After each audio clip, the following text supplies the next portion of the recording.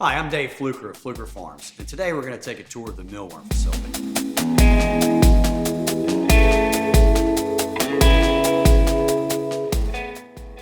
We raise two species of mealworms, the superworm, which is quite large and very active, and regular mealworms, which are smaller and not as active.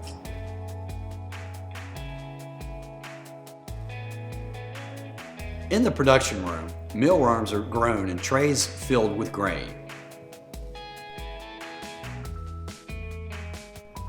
Mature beetles are harvested from a colony of mealworms. Beetles are then placed into beetling trays and allowed to lay eggs in fresh bins of grain. The eggs are then sifted, and the process starts all over again. When the mealworm tray is ready to harvest, it's brought to the screening room. Mealworms are then screened according to size.